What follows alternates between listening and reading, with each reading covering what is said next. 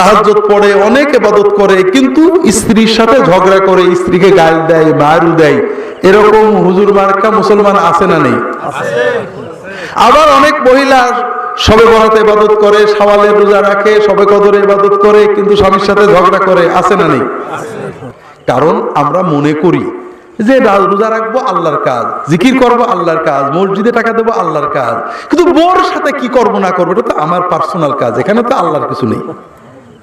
বউ মনে করে যে ফকির খাওয়াবো আল্লাহর কাজ, তাসবিহ তাহলিল করবো আল্লাহর কাজ, সবে বরাত করবো আল্লাহর কাজ, স্বামীর সাথে কি করি না করি এটা তো আমার কাজ, এখানে তো আল্লাহর কিছু নেই।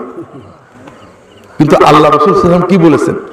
সংক্ষেপ যেটা বলেছেন সেটা হলো এই যে একজন মহিলার জন্য সবে বরাত করা, সবে কদর করা, শাওয়ালের রোজা রাখার চেয়ে স্বামীর জন্য কষ্ট করা, স্বামীর সাথে হাসি মশকরা করা, স্বামীকে সময় দেওয়া অনেক বেশি সওয়াব এবং বরকতের কাজ।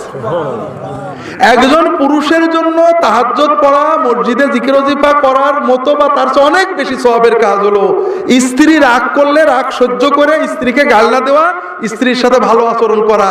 আপনি মসজিদে টাকা দিলে যে সওয়াব পাবেন, স্ত্রীর জন্য আইসক্রিম কিনে আনলে তার চেয়ে বেশি সওয়াব পাবেন। আমি বানিয়ে বলছি না, আমি সহিহ হাদিসের আলোকেই বলছি।